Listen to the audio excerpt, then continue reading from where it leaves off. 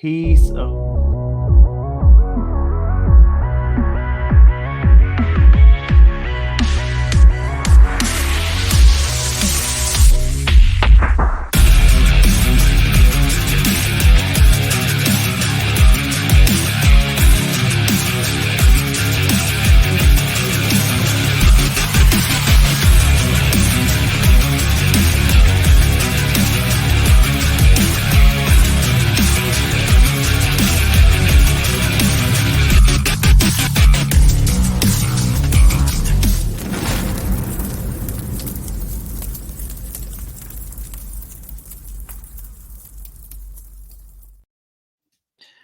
Welcome in, everybody. Episode number 32 here on the Motorsports Almanac podcast.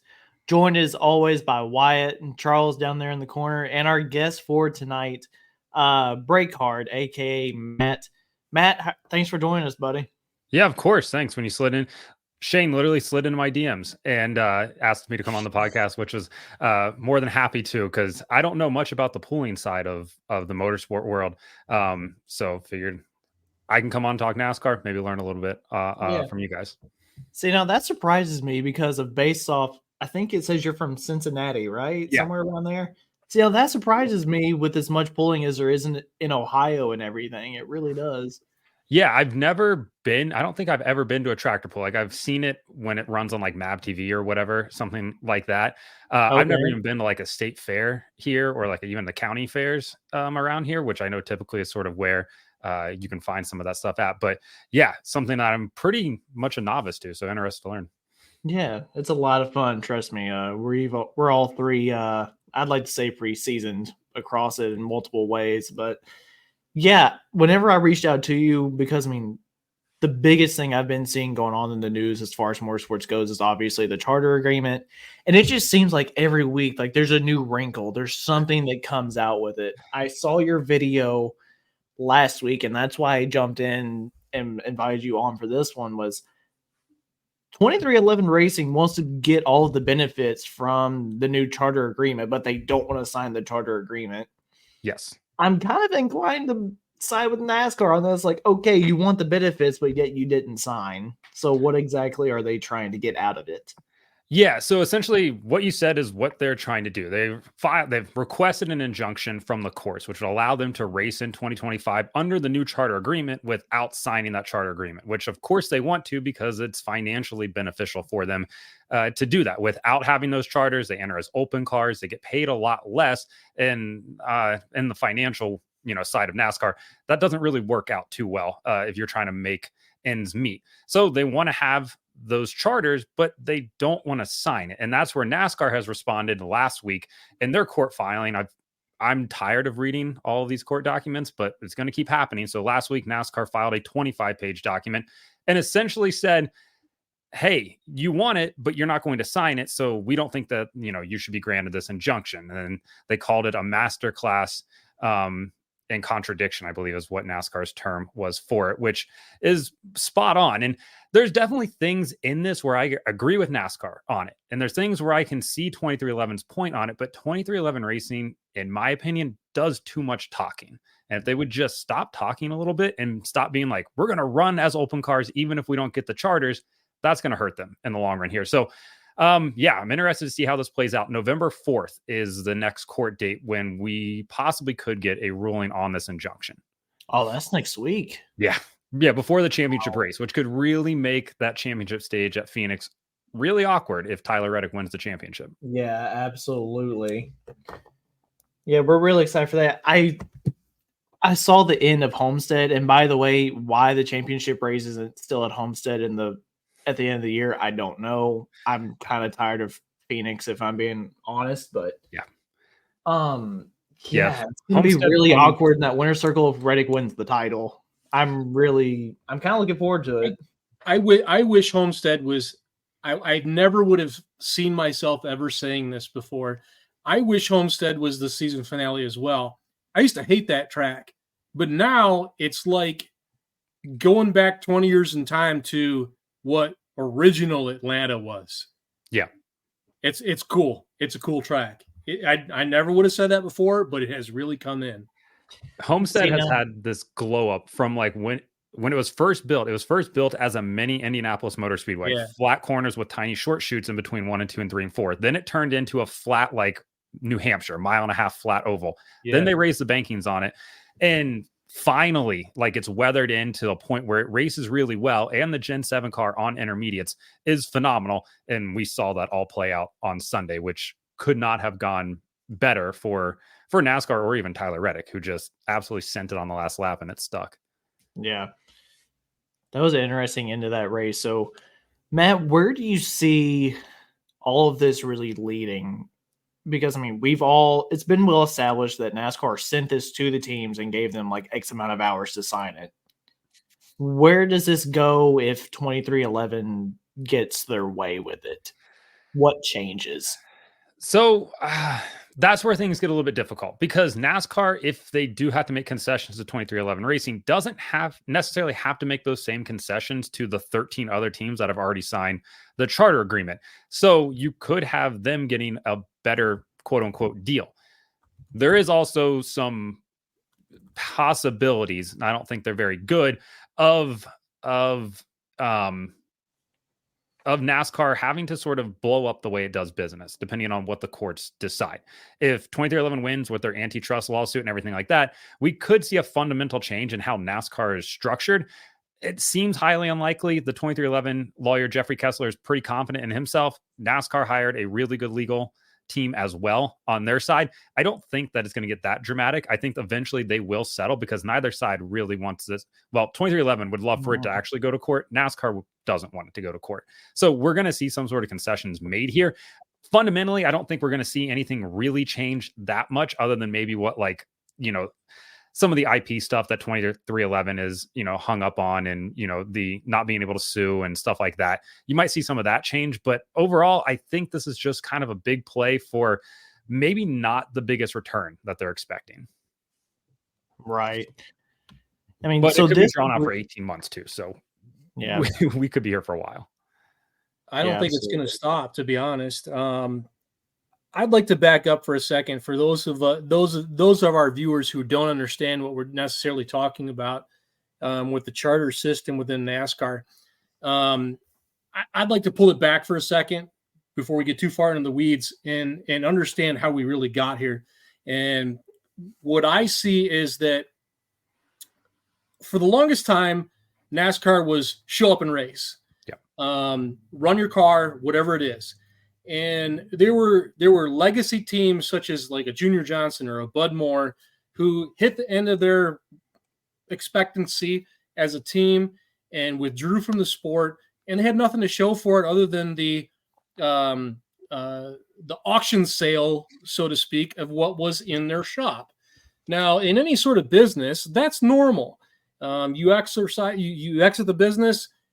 If you're a contractor, you're worth what your scissor lifts were, your pickup trucks, your trailers, your loaders, blah blah blah. And if you didn't save up your money through the course of pursuing that to create a survivorship for yourself, well, shame on you. What they started to do was to look at stick and ball sports and say, hey, I have an equity in this event, in the participation in this event, in the presentation of this event. And I understand that. So now you get this charter that allows you a entry to the race and gives you something that you can turn around and sell to someone else that has value. And it has become, I don't want to go down this road, but it's become a speculative market. It has. But the other side of that story is that it really does not have an infinite life to it.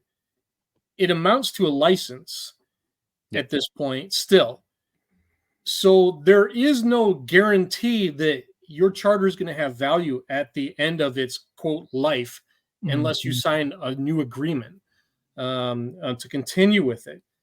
The other thing that troubles me that is when we equate it to stick and ball sports, we used to have 43 teams that were at will.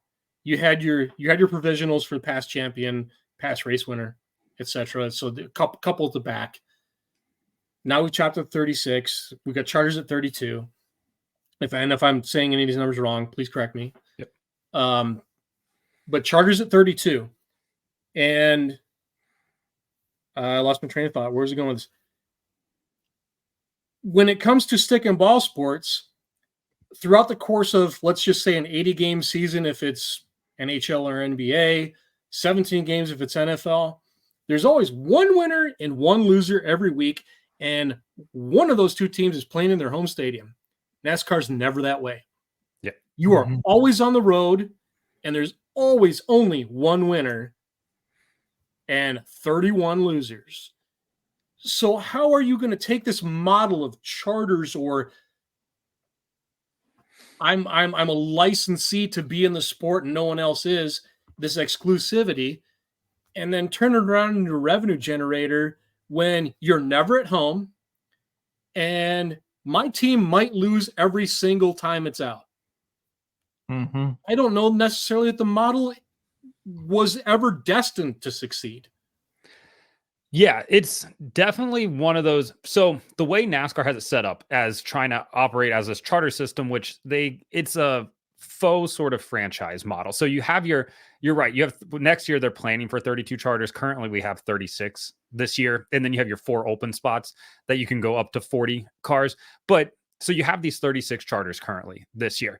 The problem with this is the teams in NASCAR, they don't work coherently. They're working against each other inherently. They're both in the business to make money here.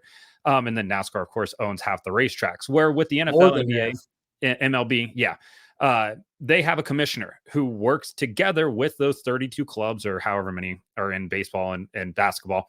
They work together with that concurrently to create the most revenue for the sport, because that's how the revenue is generated. And then they have a distribution model that goes out from there. So all parties work together. Where in this situation, all parties are essentially working against one another.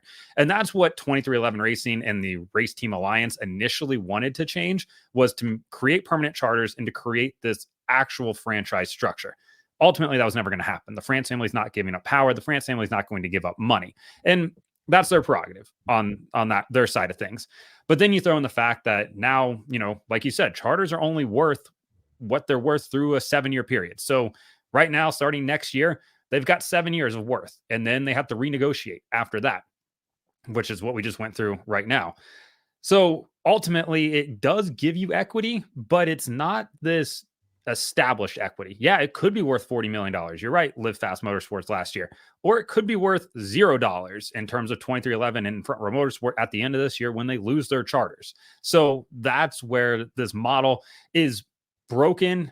It's logical on one hand, broken on the other hand. And right now is like this weird in-between period of trying to get it all to sort of work. Yeah, I agree. I'm thankful for the frank discussions that I see taking place around the sport. But a lot of the discussion I see also is using words like balance sheet, appreciating asset, contract, relationship, multiples. It's business. It's not. They're not talking about sport anymore. They're not talking about how to make the product on the racetrack any better. They're only talking about, how do I make money off of this? And most are admitting, at least on the race team side, that they're not. Yeah. I mean, you had Jeff Gordon, a couple months ago, tell Dale Jr. on his podcast that Hendrick Motorsports hasn't turned a profit in years, which that honestly doesn't shock me. And guys like Rick Hendrick and Roger Penske, they're not operating these race teams to make money. But on the other side, we just had Tony Stewart talk last week about how he doesn't have a, Hendrick Auto Group or a Penske Truck Rentals, and he needs it to make money. That's a fair point. And a big portion of what's on my notes page is actually dedicated to that very concept. And you're 100% right. When it comes to Hendrick's cars, 4 of them, he's basically paying for the number 5 car out of pocket. HendrickCars.com and Valvoline has appeared on that car. That's him saying, I will write the check. Yeah. The 48, 100% funded Ally Financial. Yeah. He's a GM dealer. Duh. B2B deal. Yep. B2B deal. Makes sense. Their headquarters is in Charlotte, by the way. I saw that building whenever I was there. The other 2 cars in the middle have numerous deals amongst them Exalta, all right, you're going to repaint your car. We're using Exalta paint on it. Valvoline, we're filling your car with Valvoline paint.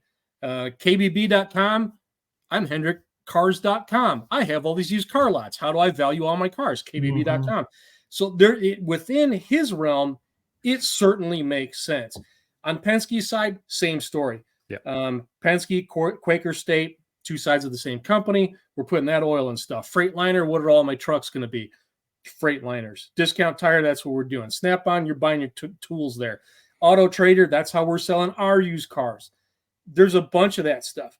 You go to the Stuart Haas side, and we have sponsors out the wazoo across all three race cars. And if you're a spotter or a scorekeeper, God help you, because they have crossed across every single race car. I don't blame Tony Stewart for saying enough's enough. However, we talk about the B2B, star power of Hendrick and Penske. Tony Stewart's business partner is Gene Haas. Yeah. Haas Automation. You can't figure out B2B. Maybe he's too focused on the F1 stuff. Maybe. Yeah. The Gene Haas has funded that team out of his own pocket for years now. I mean, to the tune of probably $40 to $50 million a year is how much he's cutting a check for them, which is ridiculous. And you're right. The fact that they couldn't figure out B2B, the fact that they can't figure out sponsorship the same way that a Trackhouse has figured out, or 2311 Racing, who have come into the sport and brought in new sponsors with them, or developed old relationships and turned them back into sponsors, is actually remarkable. But Stuart Haas Racing this year has found some very random sponsors, and hats off to them. But yeah, like Texas A&M, Fantic, whatever the hell that is, Bed Bath & Beyond, Overstock.com, Bed Bath & Beyond, Insurance. What the hell is that? Dude, none of them make any sense. Some weeks I see them roll out their paint scheme, social graphic, and I'm like, what is this week? Josh Berry had Panini trading cards last week. Yeah, what is Panini? I don't hate on those. I don't hate on those. I'm a sports car guy. I don't hate on that one. Rush Trucking made sense because that's an old Tony Stewart partnership, and the rest of them, and Zepp, like, okay, you're Mahindra, Zepp. After that, I'm going, what is this? But I see the same problem over on the F1 team. They have not been able to secure a partner ever of a big kind, which just tells me that Gene might be a fantastic businessman and can sell a lot of CNC machines, and he has a passion for racing. But when it comes to partnerships, he needs some help. Yeah. Also, he did go to jail for a few years too for tax embezzlement. So, his business dealings are always been. I didn't know about that one. Yeah. Yeah, it certainly is. The sponsorship model, we hear it all the time that it's broken. I mean, we're looking at Chandler Smith, who has a legitimate shot of going to the championship race at Phoenix if he has a good Martinsville this upcoming weekend, being out of a ride next year. And he's a two-time race winner this year, won once last year with Colleague. And part of it is like the fact that I think he bet on himself and took his budget over to Gibbs this year. But that's a guy that should not be out of the sport. I mean, he's a guy that's talented enough to win and ultimately just doesn't have that checkbook anymore from his parents to do it. And that's where it's like, this is broken, because he's a guy that should be hired to drive. Sheldon Creed. Yeah, Sheldon Creed, who got a lot of guy just can't catch a break this year, man. I feel bad for the dude. 14 second place finishes, just brutal. Yeah, absolutely. And the other thing that I feel like because you talk about Trackhouse and then bringing in all the sponsors and everything, is it safe to say this year specifically has been a regression type year for them based off how hot they started whenever they came in, because of all that extra money going into their other programs that they've started? Yeah, I don't know how much the extra money or the other money in terms of like the MotoGP stuff and whatever else they've been involved in, but they certainly have taken a step back. And I heard Jordan Bianchi on the Teardown podcast say this a couple weeks ago, where he was like, this is the old Chip Ganassi Racing, and they're performing like Chip Ganassi Racing did, where they'd be good for a win or two a year, but that was it. Like, they were never going to be these big overachievers where the driver winning 6 races a year, Kyle Larson winning 4 with them in 2018 or 2019. That was an anomaly. So it just feels like they're missing something. Of course, they're adding SVG next year, which should put them in contention for at least the 6 road courses. He's going to struggle on ovals, and I think they know that. That's why they've entered him in so many races at the end of the year here. But yeah, that's a team that has certainly regressed, and now they're probably going to get leapfrogged by Spire on that Chevy totem pole, which is going to be interesting. See, but how much of that though is them doing exactly what I just railed against about the balance sheet and the business model, and them recognizing where I'm going to spend my money at, and I'm going to hedge by being in all this other stuff, like a Chip Ganassi used to be, like a Rick Ware is, some of these other teams that are into all this other stuff, because at the end of the day, I've got 600 people in a garage mahal in Mooresville that I've got to pay their salary so that their families eat every day. I'm gonna be in sports cars. I'm gonna be in drag racing. We're gonna be in MotoGP. We're gonna be in, World of Outlaws, whatever it is. Go all these different ways. Yeah, Trackhouse is an interesting one because Justin Marks used his family money to buy that team from Chip Ganassi. And now I think that tap has I don't know this for a fact, but I think that tap's been turned off. So I think they had to get a lot more efficient this year in terms of how they were operating that team. Like you said, though, they got a great deal on that MotoGP team. Like they bought it for pennies on the dollar. So that gave them a great in over there. They have a good manufacturer deal as well. But yeah, I think you kind of hit the nail on the head there, where they're kind of spreading themselves out because they do have a decent overhead to cover. Like they have a lot of employees over at Trackhouse between their 3 cars, as well as their now MotoGP team and their development team as well. Plus they're an entertainment company on top of that. So they've got a lot of eggs in different baskets. Yeah. I mean, you can't deny that they've brought in new sponsors. I mean, as I was talking about before we came on the show, Kubota, number one for me with what my family does and everything. I mean, I never thought I'd see a day where we'd have NASCAR diecast in our store. I walked out on the store floor the other day. There's Kubota diecast of Chastain sitting there. So that's awesome. It's actually, it made its way to my house very quickly. Oh, that's very cool. Yeah. But I say for now, until we have some more questions, we put this to bed for a minute. Let's talk about some more exciting. We do have one. What's that? To start with, from Cody, he's in the chat and mentioning the playoff structure, and I'll leave it to the field before I give mine. You can imagine where I'm going to go with it. So is he talking about the stages or like the elimination style format? Yeah, the chase or whatever they have to call it. Do it both. Do it both. Okay. Stages. I don't mind the stages. I'm throwing that out there now. Well, okay, yeah. Cody, clarify what you're asking. Is it points or the stages within a race? I won't think he's saying stages within a race. You can imagine where I'm going to go with both of these. Based upon previous conversations we've had about this. Yeah. So. I'll start off with this. Oh, stages. That's not where I thought we were going. Okay. Stages. Not a fan of stages. I'm fine with stages if we didn't throw a caution. If we didn't throw a caution, okay, that's fine. Just award the points at designated lap and let's keep going. Because right now we waste so many laps under caution. It drives me insane. Like this past weekend in the Xfinity race, or maybe it wasn't this past weekend, whatever. You go under caution for 7 or 8 laps at the stage break. You come back and now you've got a 18 lap stage if it's a 25 lap stage for some of these Xfinity races. And it just doesn't make any sense at all. Obviously, when we tried it last year with road courses, everybody complained. They're like, this is so boring. Well, it's not the stages that make it boring. It was the fact that the car is too good on road courses, that being the Gen 7 car. Ultimately, I'd be fine with scrapping it too, because when you try to explain the points structure to a new fan, you're like, well, you get awarded points at the end of the race, but you also get awarded points at this designated lap for stage 1, and only the top 10 positions get that. But somebody also gets a playoff point. Well, what's a playoff point? Well, when you get to the playoffs, it gives you an extra point for your ranking there, but then you also get stages in point 2 and at the end of the race, and you get 5 points for winning. It's just too much at times. So I would be in favor of getting rid of stages, but I understand why they're there, because ultimately we're tired of people riding around at Daytona and Talladega, which we still do, like just in a different form. They ride around 4 wide now instead of single file. The 4 wide is a lot of fun though. Whenever that happens, it's very cool looking. Yeah. Yep. Charles, what you gonna add on to that one? Ryan sort of teed me up. Bruce, what'd you do?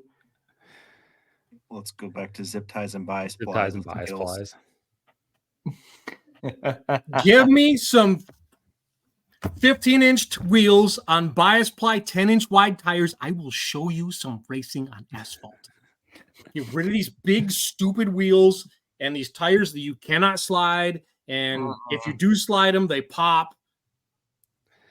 They pop horrendously on the new literally, cars. like, I used to rail against the entire car. I used to hate the entire car, and I'm over it all. Like, the car's really not that bad, but just give me back some sidewall and some bias ply, slide the cars. And always the argument has always been relevance to road car. That we want to win on Sunday, sell on Monday. That hasn't been a thing since like 1985. Come on.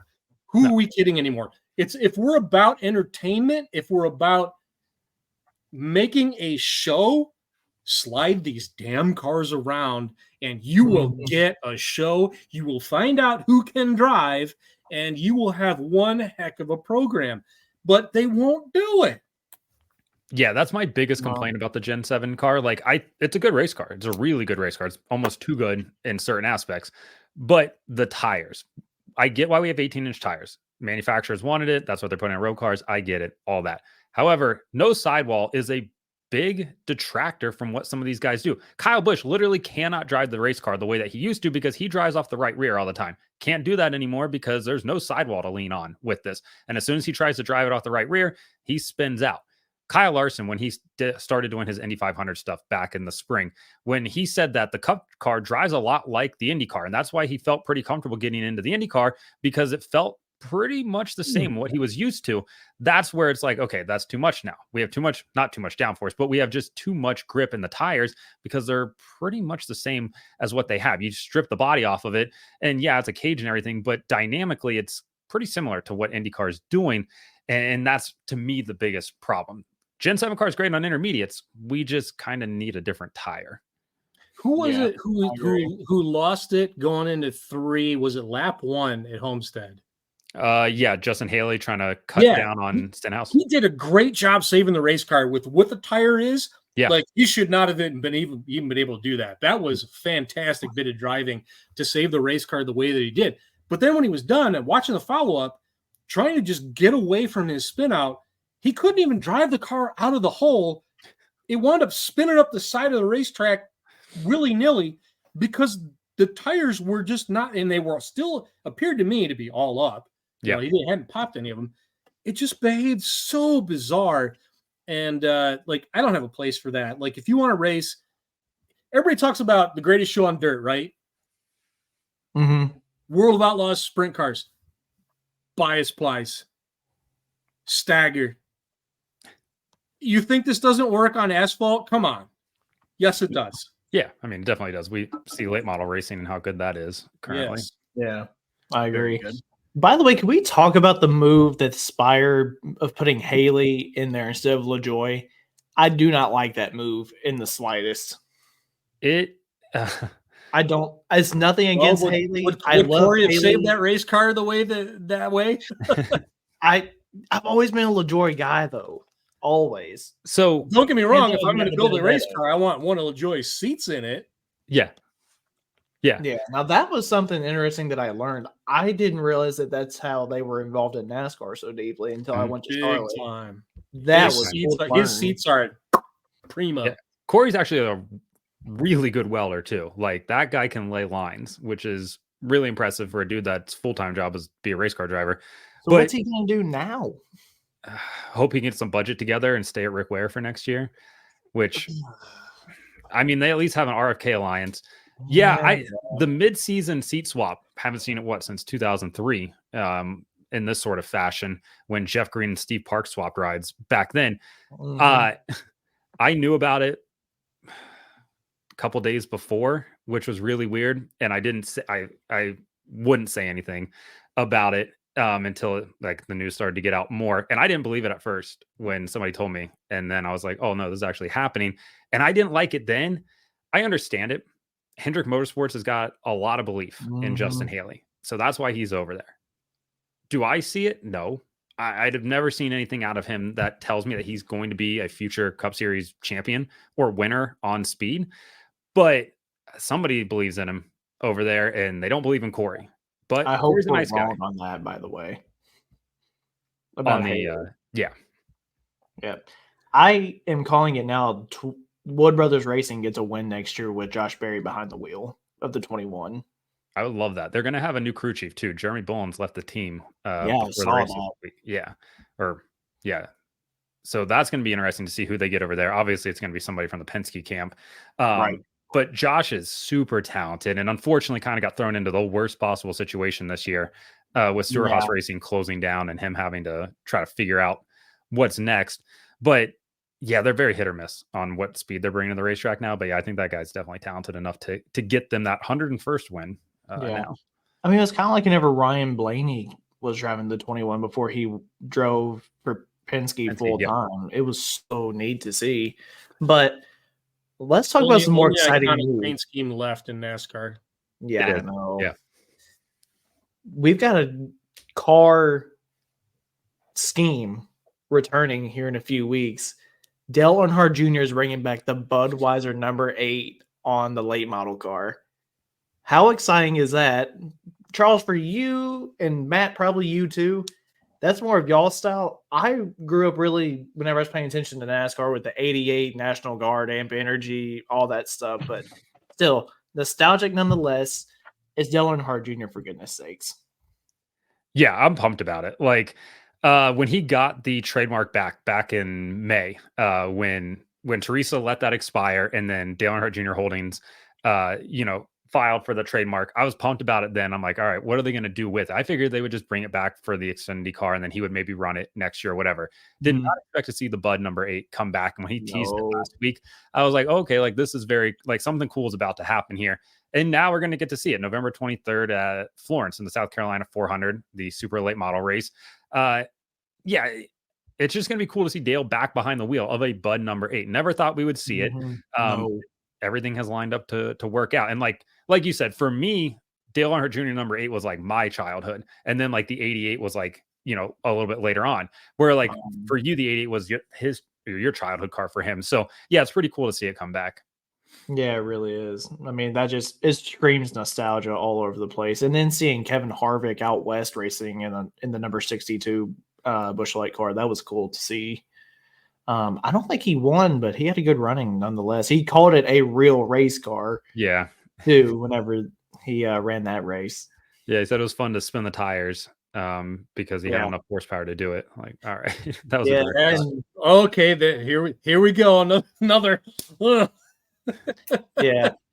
Andretti gonna be making an ARCA start with Venturini Motorsports. I was not expecting that in the slightest. I wasn't either. He'll be driving the 25 car for Venturini Motorsport a little over a week and a half now at Phoenix on Friday night in the ARCA West race, the 25 car, which that's race winning equipment. That car's won, multiple times. It will be interesting because it's the first time in his NASCAR ARCA career rather, that he's going to be in race winning equipment. The stuff that he's been racing over with Cook, they try their hardest, but like, as you saw when he ran that COTA race in the Truck Series, the whole rear end fell out of the race car without any damage. Like they're just not bringing quality equipment to the racetrack. So him actually getting into quality equipment should give us a good gauge on maybe where he's at. Yeah, it's I'm really excited. For him, and I will say that, to be in Venturini's equipment, we talked about, just a minute ago, mentioning that like, the number 8 was my time. Actually, I'm older than that. I remember Bill Venturini being a killer in the ARCA series, and to see him still out there fielding a race car that is top of the field. I mean, yeah, Marco couldn't land in a better spot when it comes to that series. Yeah. Big Bill Venturini is one of the nicest dudes ever. We met him at an ARCA race one night, and some of my friends were just kind of drunk after the race. And he was like, "You guys want to push the car back to the pits?" Which, like at Salem, you got to push it up out of the bank and into the parking lot. Nice. And my dumb friends were like, "Hell yeah, like let's do it!" It's like free labor for him. Just a super nice guy, and then hooked us up with some merch. But yeah, they're great people over there. Yeah. I think that's referring to Dale coming back. He said he made the comment the only way he would consider is if it came back as a car, according to a video I watched. Yeah. For all of our viewers that if you haven't seen Dale Jr. download. Letter A, are you living under a rock? But letter B, Dirty Mo Media puts out some really good stuff, man. And his show in particular, I listen to it every week. I love it. Yeah, Dirty Mo kind of has become the like NASCAR media outlet for all things. If you want like a different perspective from what like NASCAR Productions puts out, and yeah, Download is always one of those ones that I'm turning on every Wednesday or Tuesday, whatever day that comes out now. Yeah, absolutely. But we've got some other stuff we got to cover. Matt, you're gonna hang around with us the entire time, I think. Yeah, sweet. So, been a little bit. We had our show 2 weeks ago. PDRA season is over, but we had some news come out of it. Wyatt, we have a new car going to Pro Nitrous for PDRA next year. Yeah, it's not necessarily a new car. It's more or less a joining of two teams, I would say. I don't know if, Charles, you've seen the news too. Drag Illustrated yes. put it out. Well, it wasn't just Drag Illustrated. KTR, if anybody knows Killing Time Racing, Stevie Fast Jackson. And Tim Papp. Tim Papp is a top sportsman racer, runs a C7 red Corvette, runs top sportsman and nitrous combination. They're making the jump next year from top sportsman into the pro nitrous category in PDRA. In PDRA, they are separated on the pro mod side of nitrous only. Then you have the pro boost, which is all your blown. Oh, I'm sorry. We're talking pro nitrous. Sorry, I got to turn that hat around. Well, I don't really think it matters because it's either going to be like a Pat Musey type engine, or now it's going to be KTR for Tim. Yeah, Papp. but even the KTR would not approve of that hat being worn. So continue. Yeah, I'll go more into that with the other news I got for PDRA Racing. But yeah, it comes that they're making the jump. It's going to be switched over from a Pat Musey power plant to now. I listened tonight that Steve Fast will be creating an engine for this platform with the hopes of Jeffrey Barker being the car chief / tuner for that car. So along with Stevie Fast, which is super exciting because Stevie's been talking for a long time about getting back to the nitrous ranks. I think, and he still holds the record for the quickest 8th mile, nitrous run. Like right. He's got it. And I think that he wants to come back to essentially his roots, and and he just loves the nitrous category. And I think this is going to be a great fit. I'm excited to see where this program goes, especially for KTR expanding as they've always wanted to do. I think Tim being the runner-up in the PDRA top sportsman category points, he's going to be a threat right away. For one, he's a great driver, kills it on the light, and I think he's going to match up well with the formula that those guys got going on at KTR. So yeah, I think it's a good fit. I'm excited for where PDRA goes next year. Obviously, me too. I hope I get to go to another one of their events next year. PDRA puts out a great platform racing. I mean, I'm going to be curious to see where it goes, especially with NMCA not being there anymore. If some of the Extreme Pro Mod guys will step over there, if they're going to jump into the Midwest Drag Racing Series. Yeah, I hope it sounds like the remnants of NMCA are going to be picked up by Tom Bailey to promote some of those events at the same tracks that were supposed to be a part of the 25 schedule. Not necessarily all of them, but some. Right. Okay. But I think the part of it too is that in somewhere for the cars to go, because all those cars, I mean, if you watch NMCA racing, those cars are legit too. Yeah. They are fast. So I think it'll all pan out, but they just got to give it time.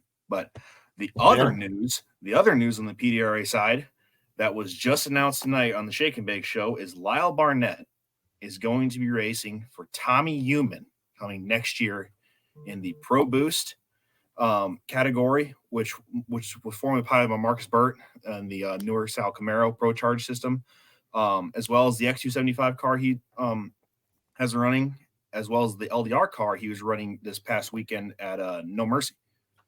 So, God, you doing Cletus McFarland? Am I race 3 cars every weekend? Yeah, he's gonna be starting in Orlando next week at the World Street Nationals. He's gonna start racing all 3 of those cars. So next weekend or 2 weeks? I believe it's next weekend. 2 weeks, because this coming weekend is World Cup. Yeah, World Cup. Well, 2 weeks at Orlando Street Nationals, I will be there. Oh, sweet. Right. So, yeah, I think Obviously, he stated he is not done with the Scott Tidwell camp.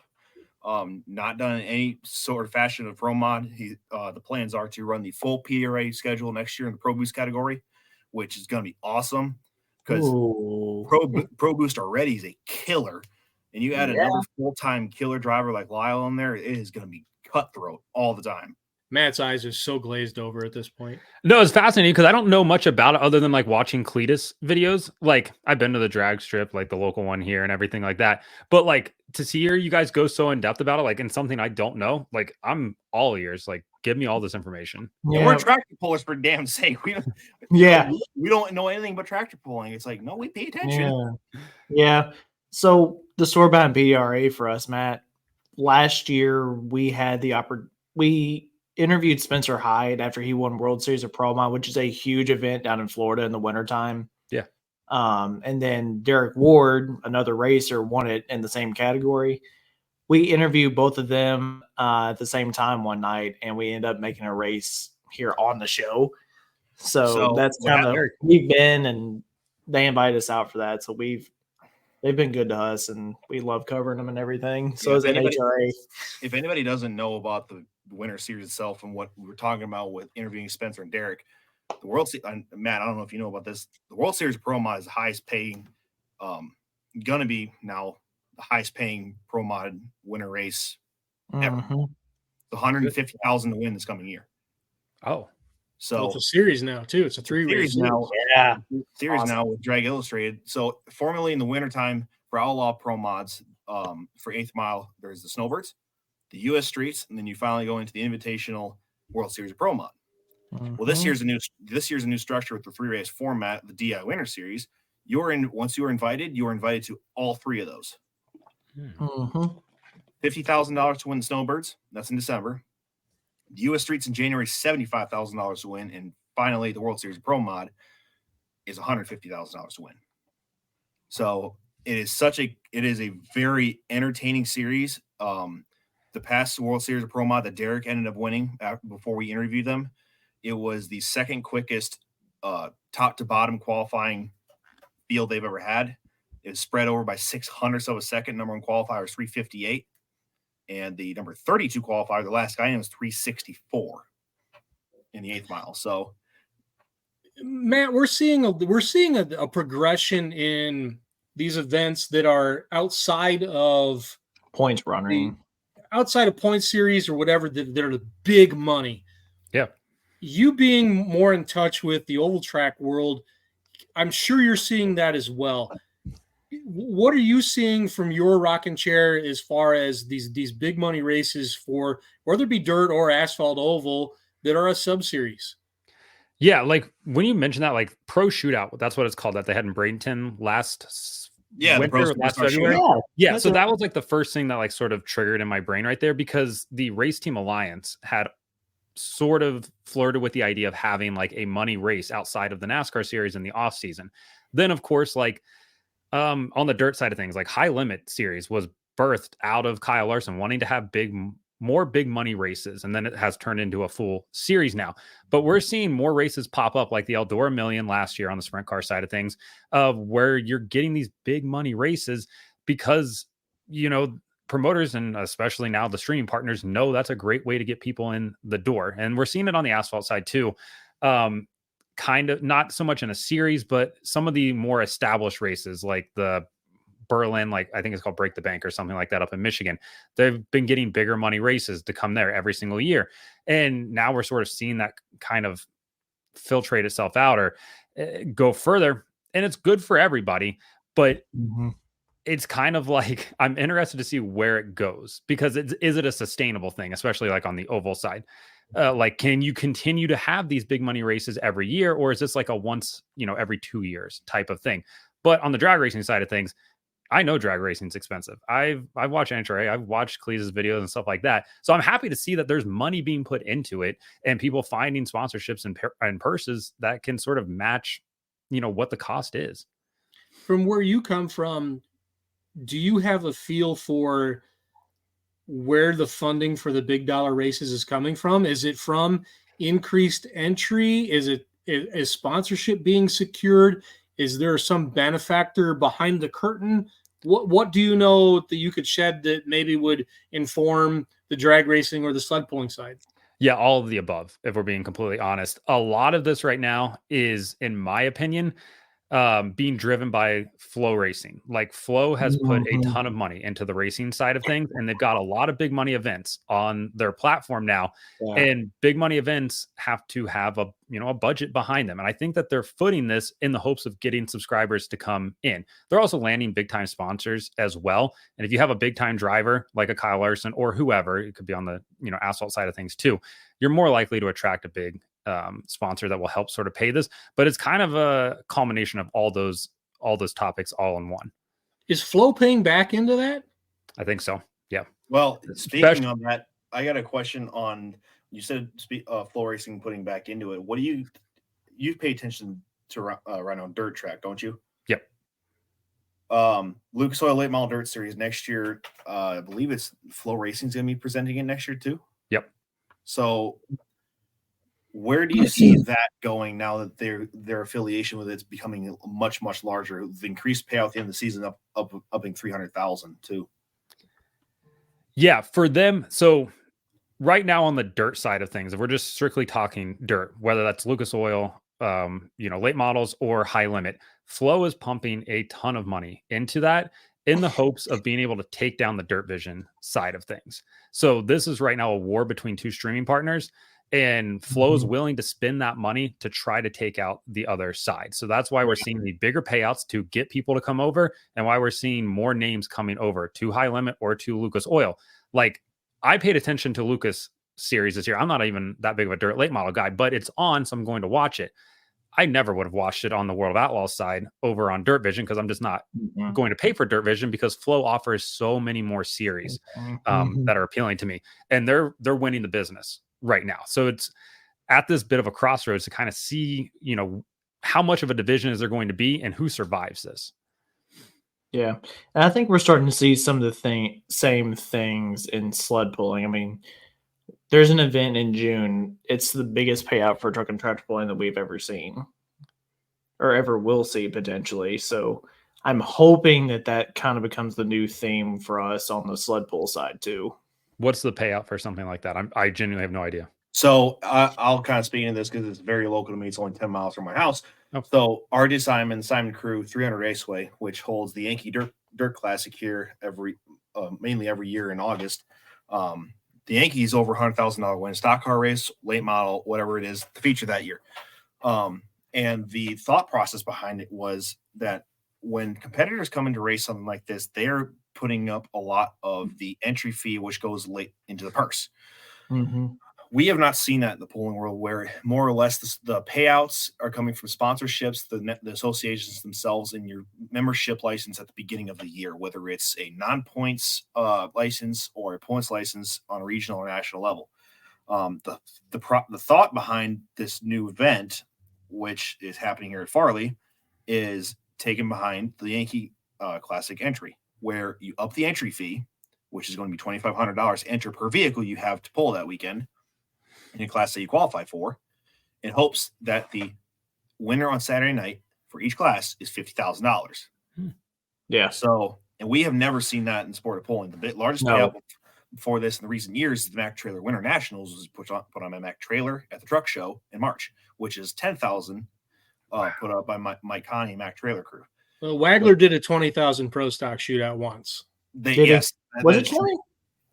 Okay. The very first one was 20. I did. Okay. Right. The first one was 20. Then the first one was, yeah. Then it went to 10 for every year on that. Yeah. And then we still have our ones that pop up too. They're like 5,000. And I think in September, the one I was at, you could go home with 11 if you won everything. Not to be that guy, but 5,000 in today's dollars doesn't match what you would win in the 1980s, dollar for dollar, with inflation, what you would win for a national event back then. Like, it has not kept pace. It just hasn't. So that's what I was going to say. Like, so these guys are just doing it for the love of the game, essentially. Absolutely. Nobody's making money. To devolve it is a swinging dick contest. It really is. Yeah. That's what it is. Yeah. which is fair. But yeah, I didn't realize that. I'm glad that you're getting $50,000 payouts. I didn't realize purses were as low as $5,000 because I know those. Oh no, that's not the lowest that's they low. are. Oh, No, I'm not sure the they're not. lowest. Oh god, no.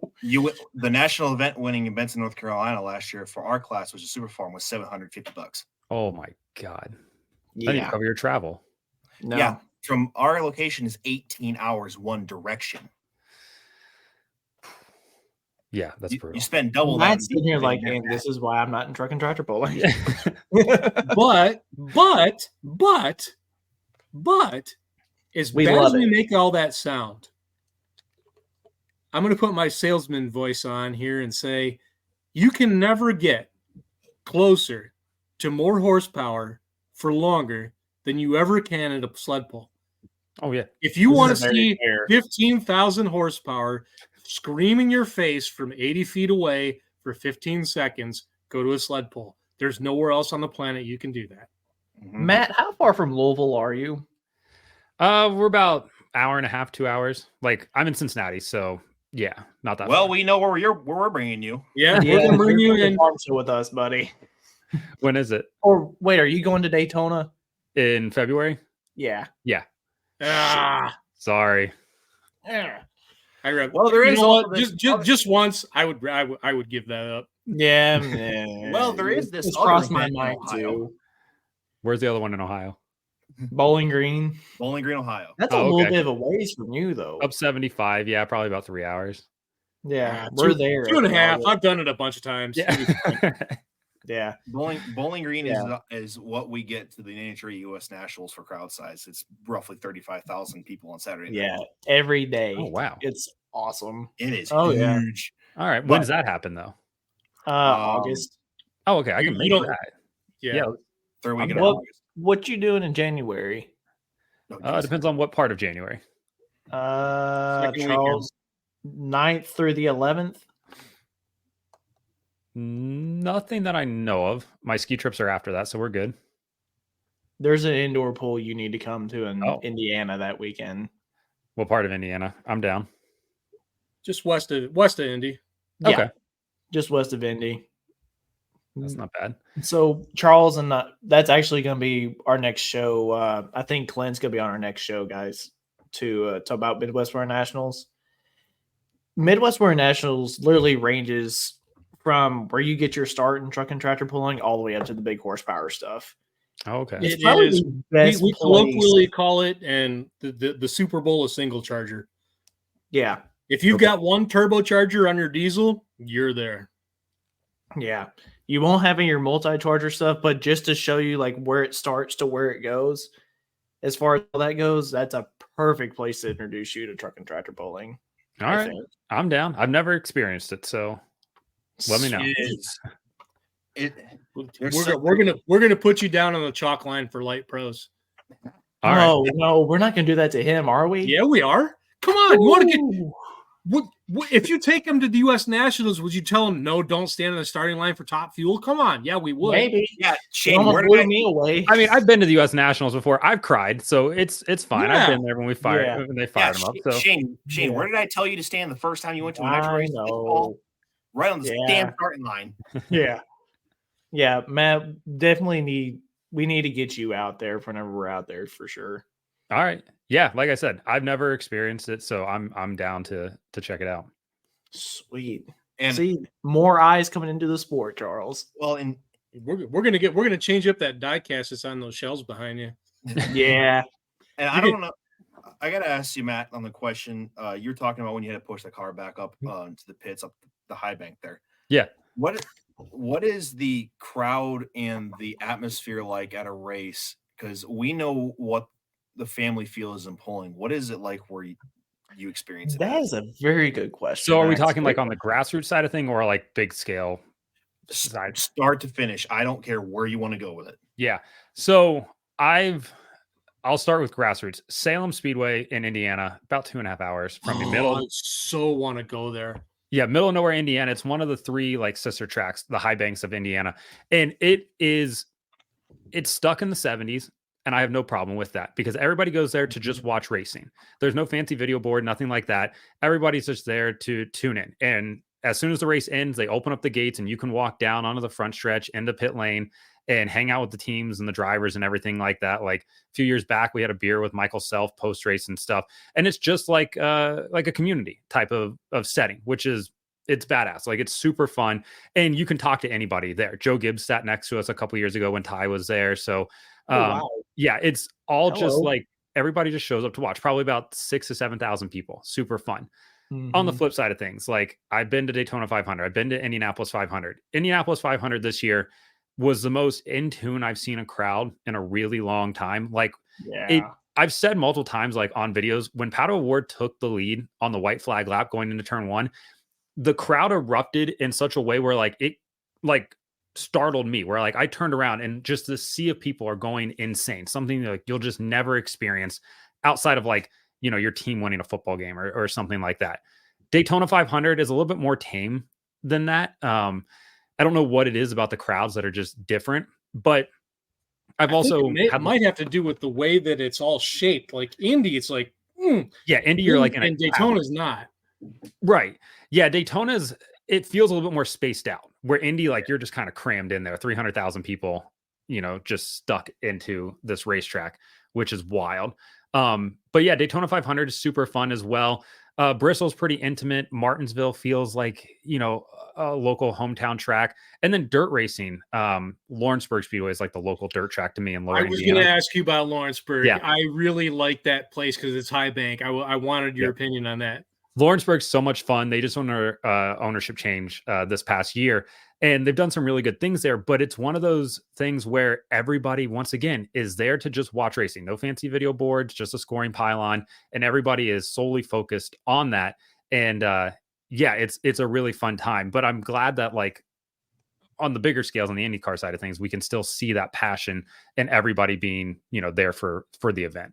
If I can catch an early spring 410 non-wing sprint race at Lawrenceburg, I will hit you up and we'll go together. If I can make that work, that'd be sweet. I'd love to do that. Yeah. Well, I went to one in April. That's like their first show, like the first USAC show there is like in early April. Yeah. Non-wing sprints are some of the sketchiest race cars you will ever see in your entire life. Like I would never, I have the opportunity to go test a micro sprint down in North Carolina, and I'm going to do it, but I'm 6'5". Like I'm very tall. Really? Yeah. Here we go. Yeah. So like, it's hard for me to fit into a race car, but like I'm only driving one that has a wing on top of it. Like I have no interest in driving anything non-wing just because it's so sketchy. Like that's what makes it sweet though. Super fun. I wouldn't do it. I agree with you. I wouldn't do it either. Strap me into an Unlimited making 15,000 horsepower. I'm not intimidated at all because I got a sled behind me. Put me in a non-wing sprint. Forget it. I ain't even getting on a pit lane. No, I'm set on that. Like I have a professional job. I need to work. Like I can't afford to go tumbling in a non-wing. Yeah. So Matt, is your blog like what you do full time? No. So I have a full-time professional job. I thought it was based off like how many videos you have come out at a time during the day. I was like, oh yeah, this dude does this for a living. Super efficient. From 4 to 5 p.m. every day. It is locked in and pumping out as many as many topics as we have for the day. Well, heck, actually, we really never did it. Give a little background on yourself because you do have a regular job during the day. Yeah. Yeah, I work from home too, which makes it super nice. So this office is where I spend a lot of my day at, just on the other side. Yeah, exactly. Charles, on the other side of the screen here is my actual desk.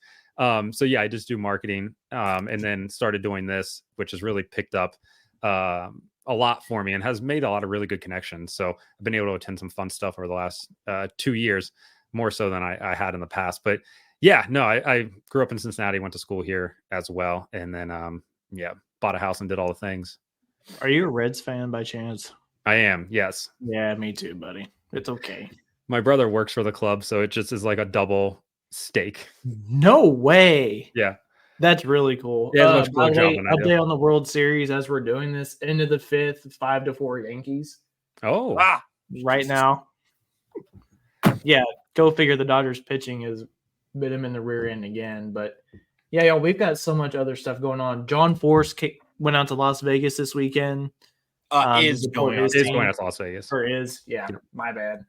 We've got tractor pulling events going on this weekend. Battle at the Farm going on out there in Hillmar, California. And then the biggest diesel truck pull all year long, Diesels and Dark Corners in Georgia. What was that? Second biggest. Diesel truck one? Second biggest. What's the first? Shied. For diesel trucks? For For diesel numbers, truck yeah. pulling. Shied, yes, by far. For diesel truck pulling, my bad. Yeah. Yeah. Going back to John Force thing, I mean, we can still stick on the racing side. I watched the video the other day. I agree with you. I do not think we will see John back in the car, but I think it's such a great sign that we will see him back at the racetrack. Yeah. For the fans, I think the fans are just going to explode in those pits. I do too. I mean, I love the man to death. I mean, he's done so much for the sport in general and in the motorsports industry itself. I mean, if not having John Force at the racetrack, I think for everyone can agree is such a weird feeling. Yeah, for sure. I mean, like you said, the man's 75 years old. I don't want to see anything bad happen to him. Obviously, traumatic brain injury at any age is difficult. Traumatic brain injury at 75 is super difficult. And in that video that they posted, I'm not sure if you guys watched it, there's a lot of cuts in that video. And it's just because he's recovering. Like, it's straight up, like, it's not a bad thing. It's just kind of the reality of the situation. But him going back, I think, is going to be a huge boost, not only for the fans, but also for that team as well. Like, they just got their leader back and they're in a championship fight. So that's all the motivation they could ever want. I think at this point in the season, it's not a fight anymore for Funny Car because I think we know who's going to win. Yeah. Yeah, I think Austin's got that on lock. Well, I can still get him fired up. I think if he goes into Vegas and wins it, it is sealed. Yeah, they have what, 2 events left or 3? Two. Okay. Vegas and the Vegas World and Final. Pomona, and Yeah. I felt like maybe Fast Jack would have gave him a fight, but had he not gotten vertigo and had to sit that one out, I mean, now it's Austin's to lose. Yeah, it really I think is. it'd still be cool though if they go and sweep the top 2 positions. And they could. They legit could. They legit could. Yeah. Yeah, they absolutely could. Yeah, Charles, I meant to ask you, did you see the call-outs that they have made for Diesels and Dark Corners this weekend? I saw the allusion to it that there were going to be some, but I did not see the specific ones that were being made. Other than Hellfire versus who was it in 3-0? There were those 2. Jennifer, you were watching, I'm pretty sure. You want to Yeah, Jennifer's watching. Yeah, I think Jen was watching. So from what I see here on her page, it's O'Brien versus Fleece, Bosch versus Motec, Dodge versus GMC, Manual versus Auto, Man versus Woman, Friend versus Friend, South versus North, Young versus Old. I did see that. I did see that same litany of stuff, but that's kind of really vague, other than the specificity of Jen versus Moo Money. Yeah, Jen and Moo Money. Those are the specific ones. The other ones is like, okay, I mean it's cool. Don't get me wrong, but like that's not. Yeah. Like, you guys want to explain, Matt? Like who even knows who's got Bosch versus Motec, and then here comes this P-pump caveman crusher and blows both out of the water. So I mean, what did you do there, right? You guys want to explain to Matt what class this actually is?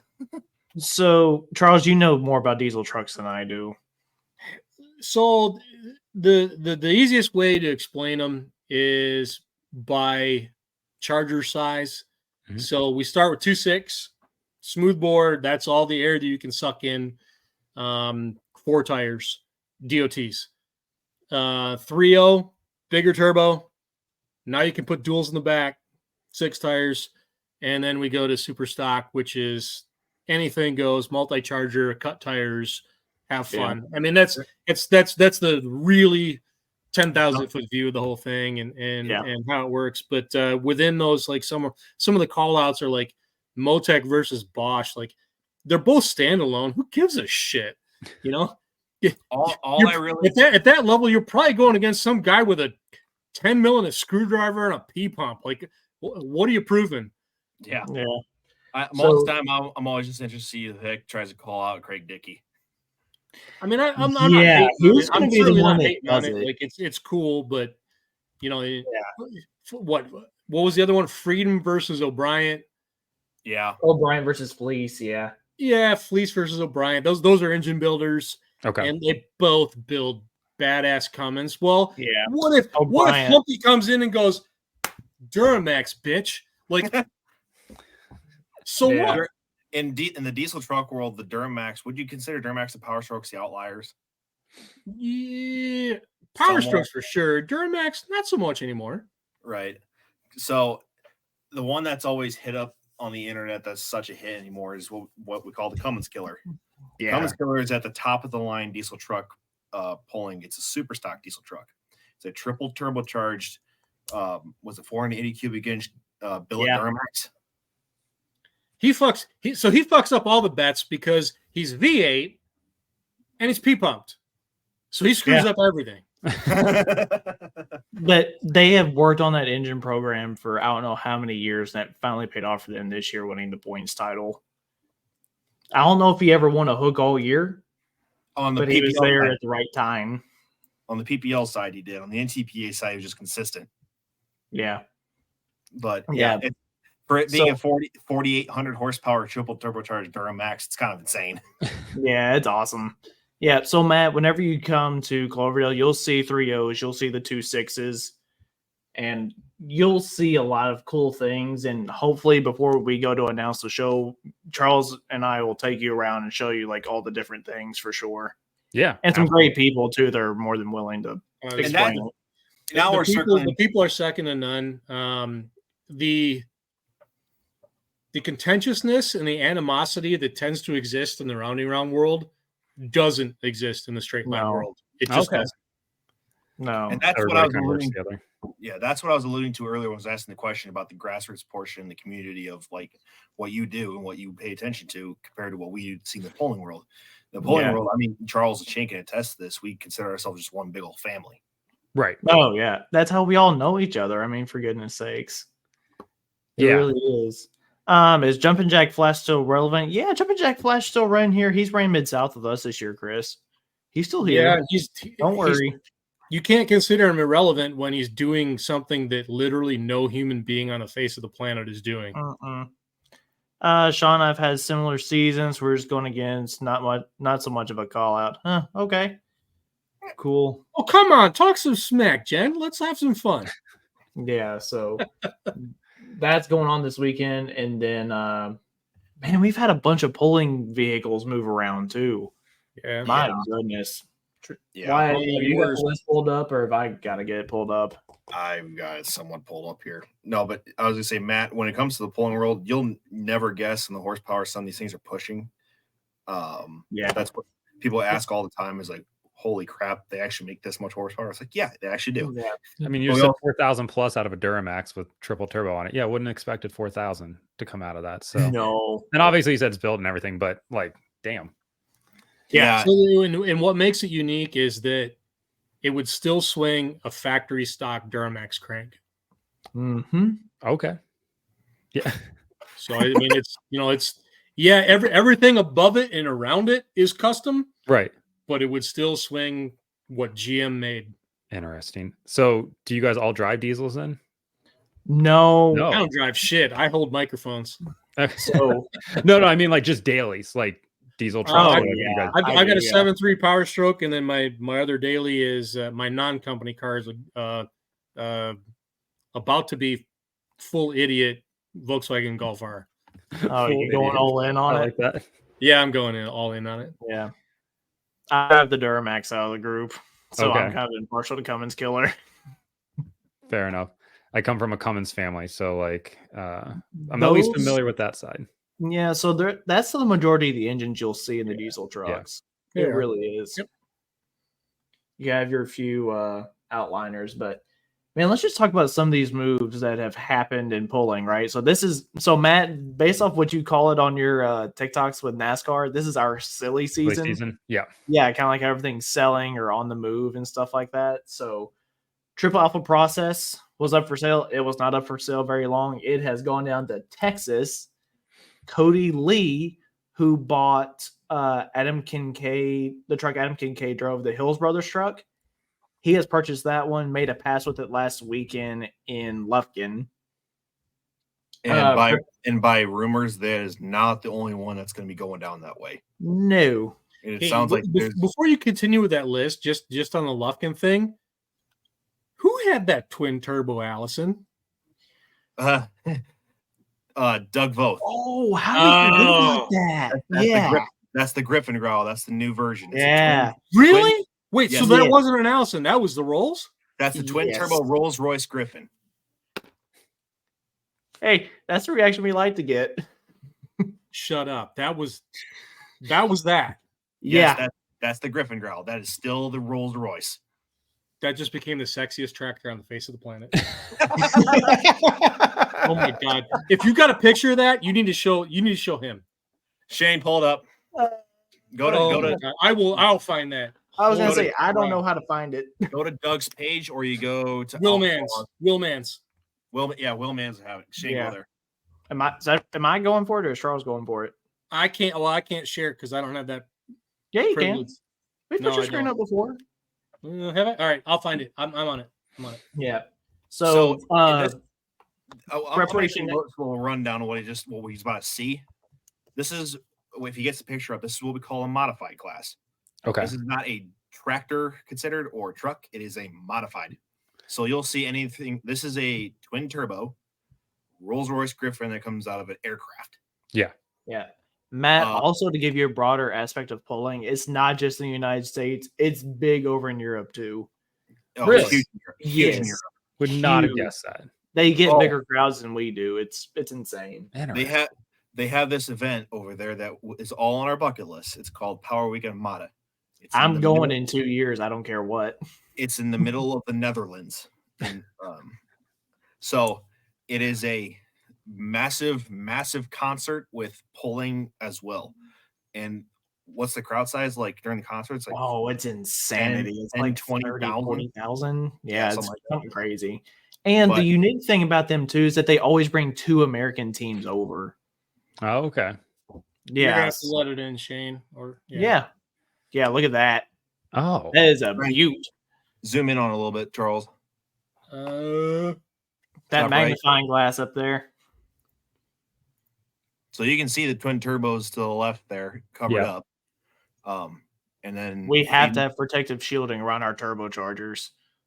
Have to. Makes sense. So Doug, you're my hero. I love you forever. Oh, that's so pretty. So I want to see video of this. I want to hear what it sounds like. So in the modified class, Matt, so in the Outlaws, this is the Western Association we consider that runs from South Dakota to Texas. Okay. This class will have something like this, which is a Rolls-Royce engine. They'll have Allison engines as well. They'll have 2 Hemis side by side. Two blown Hemis. You'll also see a triple stack Chevy. And then when you come over to the PPL / the NTPA side, when it comes to modifying the Unlimiteds, you'll see 5 on one. So that's crazy. Oh, yeah. That's why I asked if you were going to farm shows, mainly for the modifieds on that Wednesday. That was the main reason I was curious. All going through one drive shaft to the rear tires. Yeah. So, yeah. Yeah. We're kind of nuts. Just general question, where are you guys getting tires from for that? Like, is there like a specialty like tire for that, or are you guys just repurposing like a tire for a different type of thing? No, they're specialties. Okay. And I'm guessing they're expensive. Oh, yeah. Okay. Just to put in this perspective, on our class alone, the Super Farm class, which is not really an ag type tire, but I don't want to say, I was going to say, I don't know where you're going with that because I had another name for it. That was what was the starter class was. Yeah. I mean, you're with rims and tires, you're talking about $12,000 a set. Yeah. Yeah. That's expensive. And you get to the big 30.5s, which are the larger ones, which the modifieds and supers run, they're 18, 20. Yeah. And how long are those lasting? Depends on what technology comes out.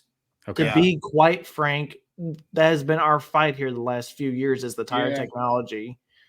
New technology matters, and if you encounter a very gravel laden track where it chews the bars out and you can't fix them, that'll kill a set too.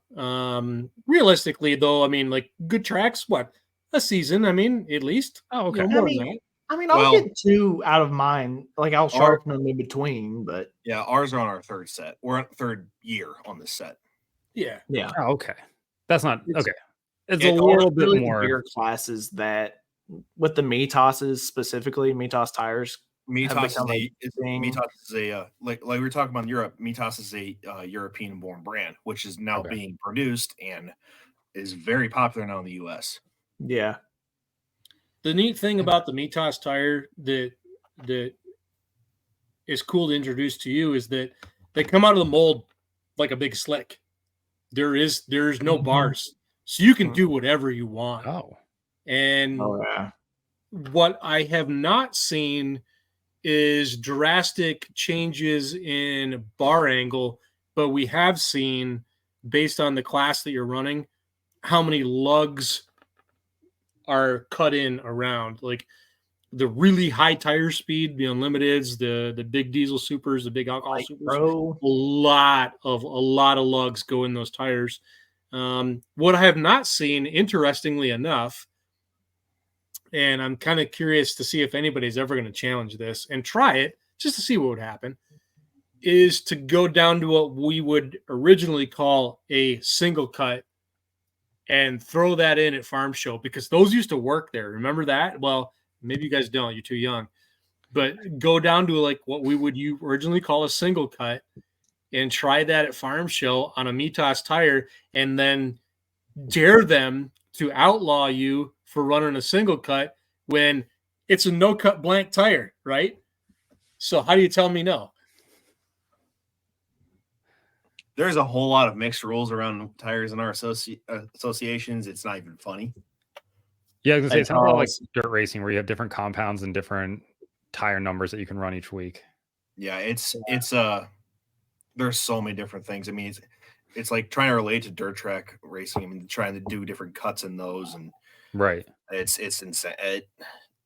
We said, our sport is literally no comparison in some points. Yeah. Hey Charles, you wanted to hear it? Do you hear anything? No. Nope. Hit the mute in the top right. Okay, that helps. Still nothing? No, yeah, I hear it. Didn't get very far. No, he had that thing still extremely conservative. Yeah, I can tell, man. He's running that thing fat as you can get. Mm-hmm. So all that white mist blowing out of there, that should not be there. He's got the fuel set up real fat. Got it. Yeah. Unfortunately, he's got wastegates on it as well, trying to prevent overboost. Mm-hmm. I'm sure the gates were open really early, so that didn't help either. It was not driving the Chargers hard enough to use whatever fuel he was delivering. And so here's another thing we talked about on the diesel side, like the Motec versus Bosch. On the diesel side, you can run electronic fuel delivery on diesel classes. But what Doug Voth is doing on the mod side, and what the tractor guys cannot do, is electronic. Everything is mechanical. So you are running all kinds of metering valves, return pills, wastegates, all this stuff.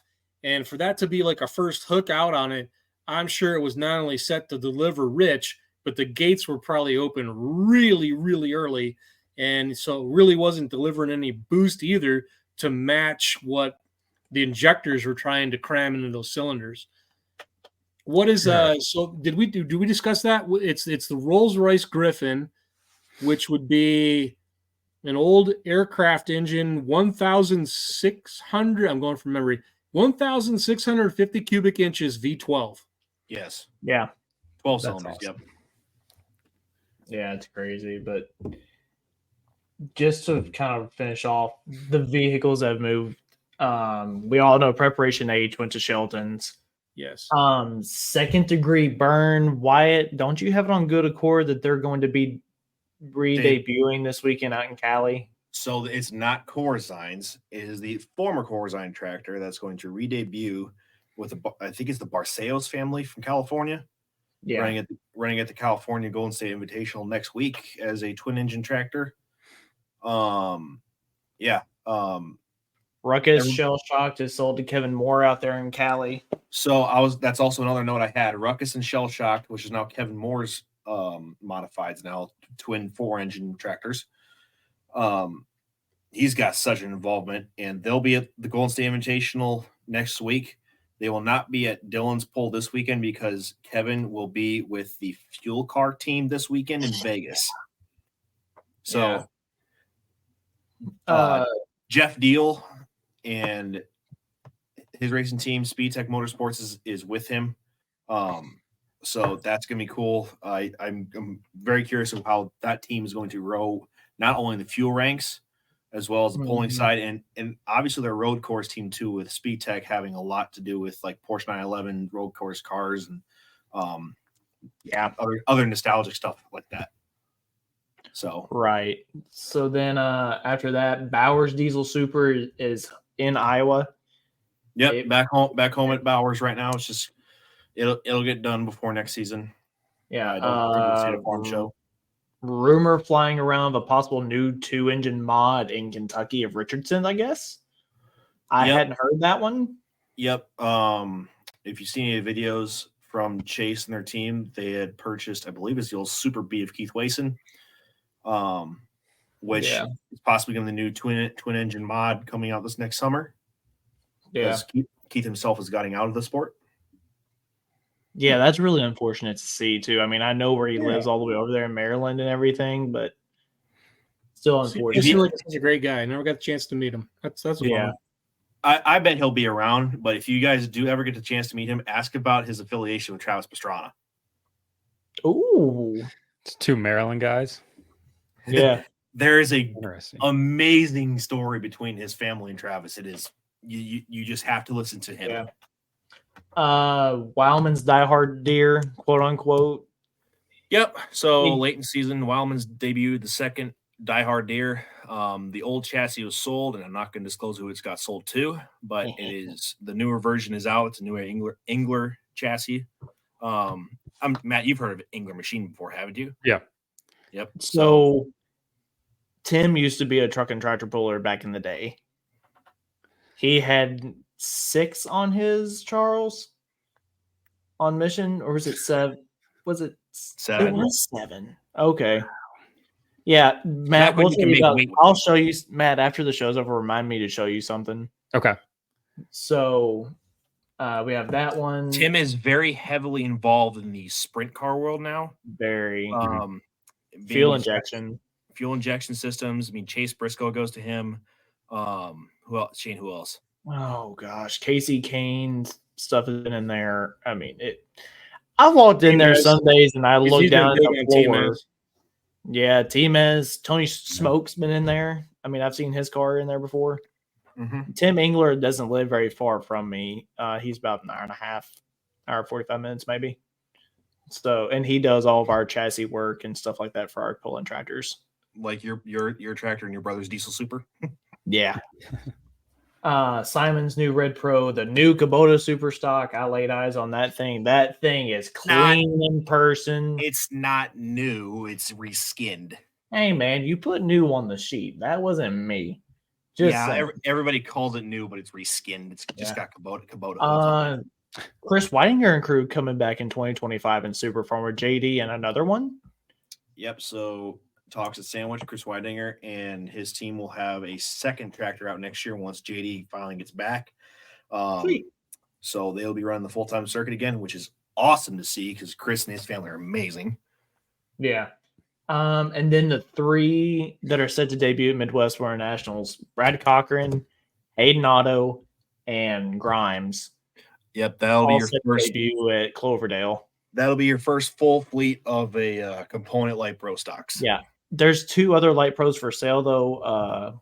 Craig Webster's light pros for sale. MX340, absolutely gorgeous looking tractor. Whiskey businesses for sale. I don't like that. I want to know what's going on there. I kind of hope he's building a component. It's why he's putting it up for sale. But you want to talk about a tractor that's customized to the nines and looks absolutely fantastic. That's another one that's for sale right now. Yeah, Matt, we'll have to show you the picture of that one. For gear shifters, it's whiskey bottles, CNC machined. Oh, I was actually, as you guys were talking about that, I was pulling it up to see if I could find it. Yeah, you did that tractor's. Just if you got Facebook, search up whiskey business. Oh, I found it. Yes. Matt finds it. He likes it. Here, I'm going to Cruising Mule. Yeah, I'll get Cruising Mule first. So Cruising Mule, Bill Miller. About time. Set to come back finally.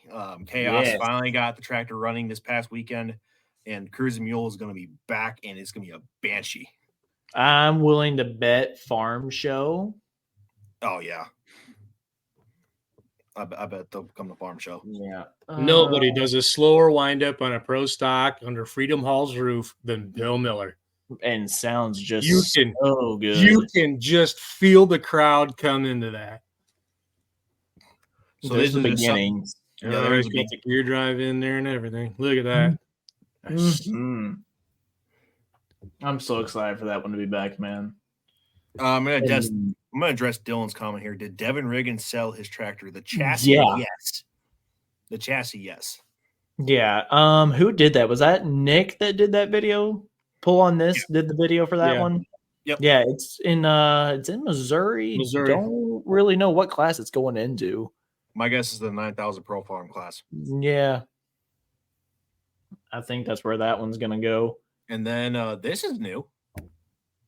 For anybody that's listening, Henry Everman's Diesel Super was sold and going to Diesel Super. Really? Wow. Okay. I have a guess on who that is. Why do I think it's the same person? Oh, we know who this is. There's only one Diesel Super team in the entire state of Maryland. Kryptonite. Bingo. Makes sense. Unless there's like one we don't know of, but that's the only one I never know of. Well, you know, look, so like just when you said Kryptonite, I'm watching Matt's reaction to that, and he's like, yeah, it's like, okay, you're the smartest guy in the room. Like, share. Like, there's somebody else here. I'm so used to it being the three of us is what part of it is. But yeah, so Diesel Super guys, Darren Olden. I don't know if they still have White Fawn. I assume it's still sitting up there. They have Diesel Super Stocks. That's the class where you get 3 and 4 turbochargers. Okay. Yep. They do not like to pull indoors. It is heck on them. We know from personal experience on that one. Anyway, but yeah, that's going to be a lot of fun. All right. Cody's been adamant about this. Charles, please address this. What? Yeah, actually, this will be a fun one. Matt, you talk Formula One. I know nothing about Formula One. I have the line. I will decide. Yeah, Charles, give me your thoughts. No, that is my thoughts. Oh, that's your thought. Okay, I'll decide. So Max Verstappen is getting a lot of crap for forcing people wide when he's the car ahead. This is not new. I'm a fan of 80s and early 90s F1. It's Ayrton Senna rules. I'm going to put my car where I want because I'm the car ahead of you. And if you want to run up my backside, that's your effing problem. And I'm going to take this place. Now, track limits, we can get into something else, but and I've got a different thought about how to fix that that has been implemented in some places. But when it comes to if I'm the car ahead, I'll decide what my racing line is, and it's your problem. So I don't disagree with that take. My thing with Max is he continually puts himself in positions where he ends up forcing a driver off. Now, is he ahead sometimes? Yeah, and I'm with you. If you're ahead going into the corner, it's your corner. It's up to the person that's alongside you to figure out how to make it through that corner. For Max, like this weekend in Mexico, turn 1, lap 1 with Carlos. He forces him off. That's Max's corner. He's got the inside. Carlos has to concede to that. The incident with Lando, the first one, they're side by side going into that corner. Like they are wheel to wheel. There's not necessarily a person ahead in that situation. Max was technically ahead on the straightaway. Lando has passed him or, caught him. That's the one I had an issue with. The next one where they go off in turn 7, I believe is what it was, or turn 8. That one was both of them, I think, just throwing hissy fits and both of them finding their way off the racetrack. Yeah. But there no, was I some mean, of that. you're right. Like Schumacher did the same shit. Senna's done it. Everybody does it. I think the biggest problem here is Max is always going to race like that because he knows he can get away with it. He doesn't do that to Lewis anymore because they've had their run-ins in the past, and I think there's a level of respect there. The biggest issue for me is Lando kind of being a baby about all of this, and he needs to stop looking at Max as a friend because he's not a friend. When you're on the racetrack, like you're rivals, and he needs to stop expecting Max to race him like a friend. So that's my biggest thing. All this, we can talk track limit or not track limits, but forcing people off. This kind of comes down to Lando just needing to nut up and be better. You're 100% right. This is something that Martin Brundle talked about because Martin Brundle was a contemporary of Ayrton Senna's, and he had this happen to him, and he said that if he knew that if you showed Ayrton Senna a wheel down the inside and he slammed the door on you, Senna knew that he had beaten you forever psychologically. Yeah. The way to counteract that was to punt him into the friggin' trees and make him pay for it. Are you going to slam the door on me? Fine. I'll wreck both of us and screw you. Now, when we go to track limits, I don't necessarily like the way a lot of these facilities are built. This is not to talk about the street circuits because they don't have this issue, but a lot of the wider facilities that are, quote, whatever the grade 1 FIA facility it makes for you. I'm fine with the big asphalt runoffs for safety's sake. How you solve this is beyond the curbing. You put 5 feet. I don't care if it's AstroTurf or gravel. If you come outside that curbing, it is going to cost you. You are going to spin. You are going to wreck. It's going to hurt you in terms of your race, not in terms of you, your person. Right. You will have that runoff beyond it. So you put that 5-foot strip around the outside of every corner, this problem solves itself. I think Shanghai Circuit did that this year for Formula One. Somebody did it in terms of putting the gravel on the outside of the curb. And you're right. I don't want to, obviously, totally fine with the safety aspect of it. Paving, getting rid of the big gravel traps. I get it. But there needs to be some consequences for you running wide. Like you shouldn't just be able to save your day because you just decided to run wide in that situation. Yeah, no, I'm with you. How they police track limits is very frustrating at times, especially in Formula One, where they're like, oh, you're 4 tires over, this time over the white line. Well, it's like, all right, at the last track, it was the blue line. And that's seems horrifically arbitrary, doesn't it? Yeah. And like Cody said in that comment where he's like, racing's racing, but have to be consistent. Yeah, I'm with you. Consistent on the, forcing somebody off like Max did, consistent on track limits too, because without that, it's super frustrating. Yeah. Matt, before we stick a fork in this one, I want to show you what a pro stock is. All right. Before we get gone, these are 680 cubic inches. Why let him hear it doing that? Will it fix itself? Yes, it will. So 680 cubic inches, 6 inch on the 6.3 by now on the turbo. Four. We've been out of the pro stock game for a little bit. There was a 6.5 at one point, but it's now since been gone. Yeah, just because it just backs itself up. Yeah, can't hear it. Don't mind me with the chain. You can't hear it. What? The big point of a pro stock is hearing the womp womp womp womp. See if that does it. Yay? Nope. What? Okay. Audio is not your strong point. Dylan is the other Superstock diesel truck going to Texas by chance at Red Chevy? I have to share a tab or a screen instead. Hang on, man. I can fix that. Dylan cannot confirm that. What is it? He's talking about a possible another truck going to Texas being a red Chevy. Pipe dream. I know which one he's talking about, unless I had heard no. If he's talking about the one I think he's talking about, that's a no. He's talking about Pipe Dream, and it's no. As far as I know. Which, gorgeous truck, but either way. That truck is gorgeous. You're absolutely right. All right. Give me 1 second. I swear I know how to operate a computer, guys.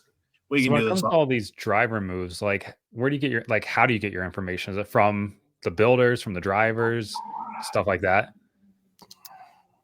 How we We know could it? tell you, but we Yeah. have to kill you. Yeah.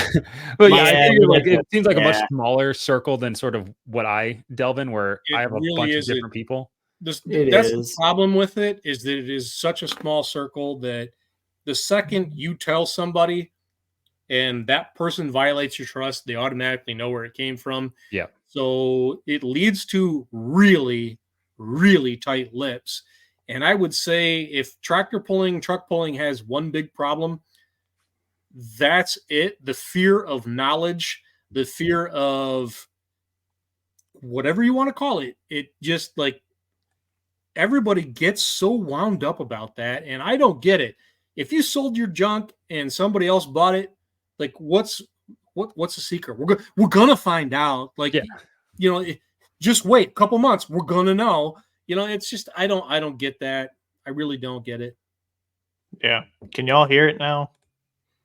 No. What is happening? It was working a minute ago. Anyway, we'll go to this portion right here. Cody's question. Matt, how many races do you attend versus watching online for the podcast? And does the in-person provide more content for you? That's actually a really good question, because I've been to, this weekend will be my 6th Cup race of the year. Probably my 14th NASCAR race overall, if we're counting trucks and Xfinity in there. And then I've probably been to 5 dirt races this year. 3 IndyCar races. So yeah, I've been to a fair amount of races this year. But in terms of does watching online or going produce more content for me, it's kind of a two-edged sword, because watching from home, I can get content out fast. Like that's easy for me. And I can get a lot more from that. Going to the racetracks gives me a different style of content. It's more like a vlog style, which is fine in its own right. But in terms of like what I typically do with news and recaps and everything like that, watching from home is so much better. But being there in person, as a fan, doesn't produce much content. If I'm there on VIP passes, that is actually probably better for me, and because I can just kind of bop around and talk to people and get some more information for things that I keep hearing all the time. But I also watch a lot of racing too. Like, hey, we got audio.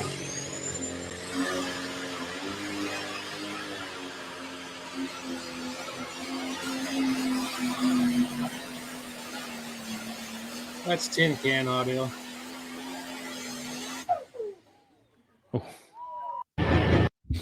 Yeah, trying to explain stuff is like trying to explain someone what in like being at a race is like without just actually being there. Right. Yeah.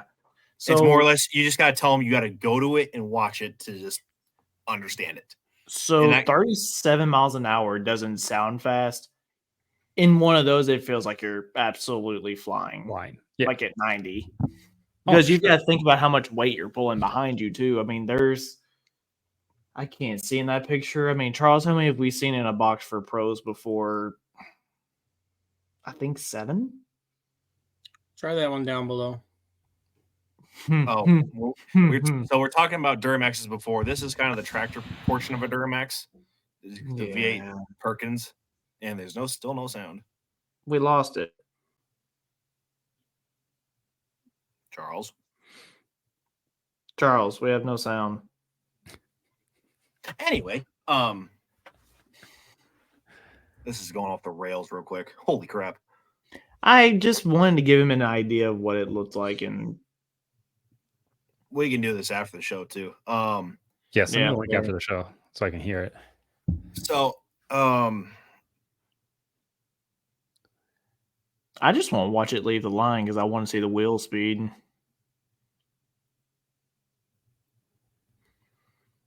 Yeah. So speed wise, yes, 37 or 36 miles an hour, or 38 for a diesel truck down Georgia a couple years ago. It doesn't seem fast, but for us, it is fast because it's like Yeah. trying to compare it to like a wing sprint car at a full hammer down on a straightaway. Yeah. I mean, I've seen a 40-mile-an-hour pass, but that was like I think that was a once in a lifetime type thing to see.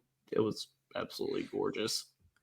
So this is more something like where you want to get rolling and then really pick up your speed after that, right? Like just based on the video. Yeah, Maintain it. maintain Your it. Yeah. whole where you leave is what we call the whole shot, and Right. that is absolutely everything in a run. Is wheel slip, like tire slip, is that like a real thing that happens? Yes. Or are you? Yes. Yeah. All right. That's what I kind of figured. It's Just definitely watching that. measured.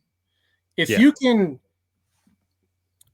the sled itself is designed to do a lot of different things. So the biggest thing about the sled is at the starting line, the skid pan at the back, the front is down, the back is up, and it has a hydraulic that will push down at a certain point. If you can be at max velocity when that drops down, that will carry you with your momentum. So the whole shot's important, but really also the ability to accelerate between 100 feet and whenever that push down comes in is going to be the key.